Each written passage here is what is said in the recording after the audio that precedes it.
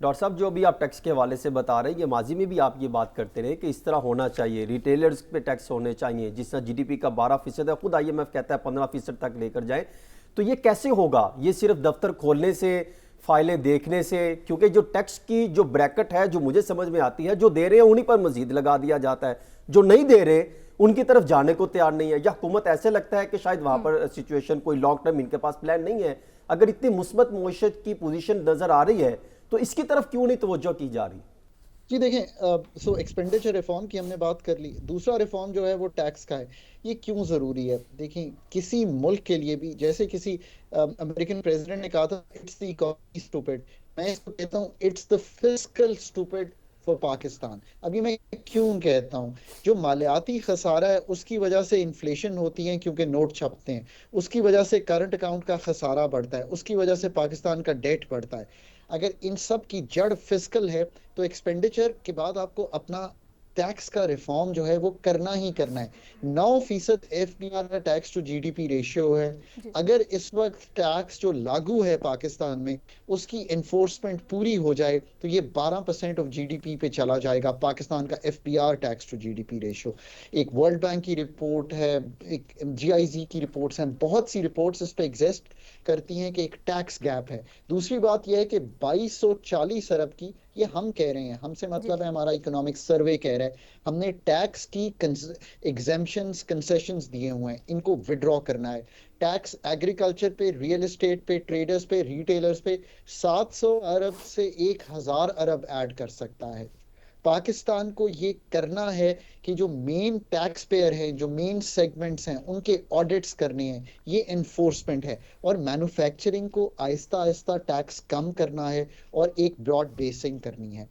याद रखिए कि पाकिस्तान का एक सोशल कॉन्ट्रैक्ट है लोगों के साथ, कि जो जितना इक्विटिवली डिजर्व करता है देना, जी, उसको वो लेकिन देना लेकिन डॉक्टर चाहिए। साहब, इस अगर वक्त आप जो आई जो अहम मसला है वो महंगाई है। आवाम का कंसर्न जो है वो महंगाई से है। कैसे आवाम को रिलीफ मिलेगा? इस वक्त 42% पर महंगाई पहुंच चुकी है, और पिछले एक हफ्ते में अगर देखा जाए तो रिकॉर्ड इजाफा 10% हुआ है। सो आई एम रियली ग्लैड कि आपने ये सवाल पूछा है।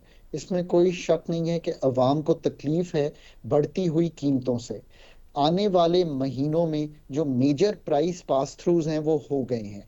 एनर्जी, गैस एंड इलेक्ट्रिसिटी का हो गया, पर ये भी तो आप देखिए ना, कि आपने 3 साढ़े 3 साल से गैस की कीमत नहीं बढ़ाई। किसने कहा है आपको कि जब ओगरा आपको कहता है गैस की कीमत बढ़ाएं, तो आप उसको बढ़ाएं ना? आप हर 6 माह बाद ये काम नहीं करते, तो आपको एक बहुत बड़ा काम करना पड़ा अब 2 नवंबर को, और उसका एक इम्पैक्ट उन कीमतों में आ रहा है जिनका आप एसपीआई का आज जिक्र कर रही हैं। पेट्रोल की कीमत, डीजल की कीमत, मेरे ख्याल है 40-48 रुपए के करीब पेट्रोल, और तकरीबन 32 रुपए के करीब इस पर डीजल की कीमत एक माह में कम हुई है। इंटरनेशनल कीमतें जो हैं वो कंफर्टेबल हैं, वो नीचे ही हैं। सो इसमें भी कोई बढ़ती हुई चीज नहीं दिखाई देगी। एक सेकंड राउंड इफेक्ट आएगा भी कीमतों पे, वो इसलिए कि गैस हर चीज को फीड कर रही है, बिजली हर चीज को फीड कर रही है। वो जब गुजर जाएगा, तो अगले 4 से 6 माह में आपको कीमतों के बढ़ने की शरह में कमी दिखाई देगी। पर असल बात यह है कि तय कर लें कि फिस्कल को, मालियाती खसारे को संभालेंगे, पाकिस्तान की पैदावारी सलाहियत को बढ़ाएंगे। इसके अलावा कोई चारा नहीं है कि आप कीमतों को लॉन्ग टर्म पे पाकिस्तान में 5 से 7% पे उनका बढ़ना ना ला सकें। और तीसरी बात, अगर आईएमएफ के पैसे आ गए, जो $700 का अभी हो गया है, दिसंबर में आ गए, बाकी पैसे फ्लो इन कर रहे होंगे। व्हीट, राइस, बाकी क्रॉप्स अगर बेहतर आ रही होंगी, तो थोड़ी सी सप्लाई साइड बेहतर होगी। ये चीज भी दिखाई दे रही है। और आखिर में सबसे बड़ा रिलीफ इन्फ्लेशन के बाद ये है कि अगर लार्ज स्केल मैन्युफैक्चरिंग थोड़ी सी पिकअप करती है, जी। तो फिर नौकरियां क्रिएट होना शुरू होंगी। यही है आगे 6 महीने 8 महीने का प्रोग्राम जो हम आपके सामने रख रहे हैं। जी। डॉक्टर साहब, ये जो रियासती इकदामात हैं, जो जिनमें SIFC, अगरचे उसका स्कोप बड़ा वसी है, लेकिन उसमें जो एग्रीकल्चर रिलेटेड जो मामलात हैं, उसका इम्पैक्ट भी हमारे फूड बास्केट पे अरबों डॉलर का आना है, बड़ा पॉजिटिव इम्पैक्ट आना है। लेकिन आम आदमी को इसका फ़ायदा कब पहुंचना शुरू होगा? देखें, फिगर्स हमेशा, जैसे हम बात करते हैं, पाकिस्तान का इस वक्त इन्वेस्टमेंट टू जीडीपी, यानी कि हम जो हमारा हुजम है जीडीपी का और हम सालाना जो इन्वेस्टमेंट करते हैं, वो 14% से भी नीचे है।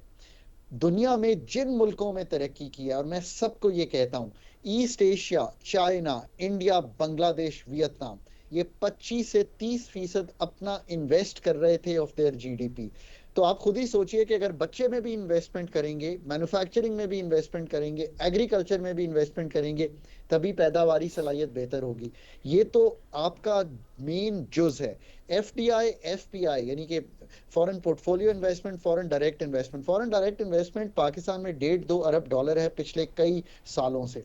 एसआईएफसी क्या चीज है? ये एक इंस्टीट्यूशनल फ्रेमवर्क है जो होल ऑफ गवर्नमेंट अप्रोच से लेकर ये कहता है कि आप पाकिस्तान में आके काम करना चाहते हैं, हम आपको फैसिलिटेट करेंगे। हम 28 प्रोजेक्ट रख रहे हैं आपके सामने। हम एग्रीकल्चर की लैंड को हमवार करके आपको सामने रखेंगे कि इतने हेक्टर मौजूद हैं जिस पे आप आके एग्रीकल्चर में काम कीजिए। एसआईएफसी तो यही चीज है ना। बाकी इसमें चूंकि सारे टीयर्स मौजूद हैं, प्रोविंसेस भी हैं, नीचे भी हैं, फेडरल भी है, कई कमिटीज हैं, सो फास्ट ट्रैक करने में मदद मिलेगी। ये तो हिज रॉयल हाइनेस ने पाकिस्तान से कंप्लेन की थी, जो क्राउन प्रिंस हैं, पाकिस्तान में हम फंस जाते हैं, एक जो आर्टरीज क्लॉग्ड हैं हमारी एडमिनिस्ट्रेटिव, सो उसको एक सर्कमवेंट किया गया है।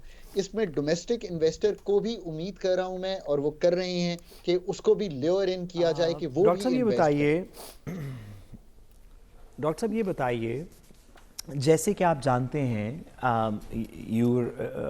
इसको आप एडवाइस कर रहे हैं कि इसके अंदर तो तकरीबन कोई दो राय नहीं कि रियासत की एक ऐसा इनिशिएटिव जिसमें ग्रीन पाकिस्तान इनिशिएटिव है, माइनिंग है, टेक्नोलॉजी है, जिसके अंदर पूरी स्टेट मशीनरी को एसआईएफसी की विंडो के थ्रू इसके अंदर फैसिलिटेशन क्रिएट की जा रही है, साथ ही साथ सिक्योरिटी दीगर होर्डिंग ऑपरेशंस हो रहे हैं। ये तो दुरुस्त बात है कि ये अगर कंटिन्यू करता रहेगा तो ये नेसेंट रिकवरी, डीप रिकवरी और बड़ी मुस्बत रिकवरी हो जाएगी। लेकिन जो सवाल इफ़ेक्टिवली, आई एम श्योर कि आप जानते हैं, जो सवाल long term bet on the economy के बारे में पूछा जाता है वो इसकी पॉलिटिकल स्टेक होल्डर है, कि कौन इसका पॉलिटिकल स्टेक होल्डर रहेगा इन द लॉन्ग टर्म, और उनमें इकोनॉमिक विजन किस तरह की है जो कि इस इकॉनमी को 21st सेंचुरी की इकॉनमी में ट्रांजिशन करेंगे। आपको लगता है कि हमारे जो इस्टेब्लिश्ड इफेक्टिव फाइनेंस मिनिस्टर्स या कलेक्शन है वो इस प्रोग्राम को इसी तरह देखते हैं? साख डार साहब अगर कल फाइनेंस मिनिस्टर हों, पीपल्स पार्टी के हों, दीगर हों, where do you see this going? Political account इसमें कैसे ओनरशिप आएगी? तो साथ मैंने एक लफ्ज़ यूज़ किया है जिसको मैं एसआईएफसी को जिस तरह देखता हूँ, ये एक इंस्टीट्यूशनल फ्रेमवर्क है। आई थिंक एसआईएफसी प्रोग्राम जो आईएमएफ का होगा, और तीसरा जो एडमिनिस्ट्रेटिव इन्फोर्समेंट होगी, चाहे वो टैक्सेशन में हम कर रहे हों, चाहे हम स्मगलिंग को रोकने को कर रहे हों, ये तीन जो हैं यही फॉर्म करेंगे अगले 5 साल पाकिस्तान के। अगर आप इस सफियर में रहेंगे, ये जो 3 सफियर्स, यही कॉन्टेक्स्ट होगा इकोनॉमी का, तो मेरा ख्याल है कि बहुत ज़्यादा डाइवर्जेंस नहीं आपको दिखाई देगी इनसे बाहर जाकर। इसमें डेप्थ ऐड करने की ज़रूरत है। ये जो बात आप कर रहे हैं ना, वो बहुत ज़रूरी है। डेप्थ का मतलब है कि पाकिस्तान की पैदावारी सलाहियत ही पाकिस्तान का जो एंथम है वो बन जाना चाहिए। एग्रीकल्चर में एक और चीज ऐड कीजिए, एक land information management systems add किया गया है। इसका क्या मतलब है? इसका मतलब है कि टाइमली इंफॉर्मेशन मिले काश्तकार को। इसका मतलब है कि सॉइल की क्वालिटी बेहतर है कि नहीं उसको पता चलाया जा सके। आप मुझे बताइए, आप 10 अरब डॉलर की इंपोर्ट करते हैं एग्रीकल्चर की, आप 5 अरब डॉलर इसको कम कर दें अपनी पैदावारी सलाहियत को बेहतर करके, तो ये जो करंट अकाउंट का खसारा है ये हैंडल होना शुरू हो जाएगा। साथ पाकिस्तान की रिकवरी जो है ना, with a smart finance minister can be a 2 to 3 year time period, and in the 5 years तो आपको रियली बेनिफिट दिखाई देना शुरू कर देना चाहिए। लेट्स से कि मैं 5 अरब डॉलर एक्सपोर्ट अपनी पिकअप करूं एग्रीकल्चर की, और 5 अरब डॉलर किल करूं अपनी इंपोर्ट एग्रीकल्चर पे ही। मैंने एक मजमून लिखा है, मैं सारे पाकिस्तान को कहता हूं वो पढ़ो। अभी तो ये काम शुरू नहीं हुआ था। 15 दिसंबर 2022 का डॉन खोलिए, उसमें एक आर्टिकल है, उसका नाम है रॉक्स एंड क्रॉप्स। मैं आज भी कहता हूं लो हैंगिंग फ्रूट कोई और नहीं है सिवाय एग्रीकल्चर के पाकिस्तान के। डॉक्टर साहब एक हल्का सा एक सवाल बता दीजिएगा आप, बिल्कुल मुख्तसर सा ये बताइएगा कि बिजली गैस मजीद महंगी होने जा रही है, रिटेलर और रियल एस्टेट पर टैक्स नहीं लग रहा, महंगाई जो है 41.9% पे पहुंच गई, ये कल तक की रिपोर्ट है पाकिस्तान अदारा शुमारियात की। तो मज़ीद आप कैसे गुज़श्ता चंद दिनों में, और दूसरी तरफ बेहतर मईशत के दावे हो रहे हैं, गरीब आवाम कैसे रिलीफ मिलेगा? मेजर प्राइस पास थ्रू जो है ना वो हो गए हैं। मेजर प्राइस पास थ्रूज आते हैं एनुअल रीबेसिंग में। एनुअल रीबेसिंग इलेक्ट्रिसिटी की भी हो गई है और गैस की भी हो गई है। अब क्वार्टरली टैरिफ्स और फ्यूल प्राइस एडजस्टमेंट्स रह गए हैं। वो भी अगर प्राइसेस फ्यूल की दुनिया में अगर गाजा का कॉन्फ्लिक्ट जो है वो कन्फाइंड रहता है तो इतनी नहीं बढ़ेंगी। रुपया जो है with the dollars coming in मुस्तहकम रहेगा। So major price pass throughs हो गए हैं। मैं लोगों को अब भी कहता हूं कि अपना तर्ज जिंदगी ऐसा रखिए कि किफायत शुआरी पे रहिए और अपनी इनकम को थोड़ा सा बढ़ाइए। से राब्ता है, उनको ये बताएं कि जिन पर टैक्स लगना चाहिए उन पर टैक्स लगाएं, उनकी बात करें। जो पहले टैक्स दे रहे हैं उस पर आप टैक्स की शरह बढ़ाते जाएंगे तो फिर कैसे सिस्टम बनेगा? मेरा तो सिर्फ एक ही सवाल है जो मैं हमेशा उठाता हूँ। आखिरी चीज मैं ये कहता हूं कि देखिए ना, इस पे अगर बात कर लें तो क्या ये सिर्फ स्टेट का ही काम है या गवर्नमेंट का ही काम है? जब टैक्स लगा था तो आपको याद है कि 2022 में क्या आपके रिटेलर भाइयों ने ये कहा कि हम 3,000 रुपया टैक्स देने को तैयार हैं? आई मीन दोनों तरफ से ताली बजेगी ना। जिसने जितना टैक्स देना है उसको भी रियलाइजेशन आना पड़ेगी, बट द स्टेट का काम है, स्टेट को हेवी डॉक्टर हैंडेड साहब, आना आप चाहिए। किफायतशारी की बात कर रहे हैं तो लग रहा है आपको कि निगरान हुकूमत की जानिब से किफायतशारी की गई है, कोई अखराजात में कमी लाई गई है, या सिर्फ किफायतशारी जो आवाम के लिए?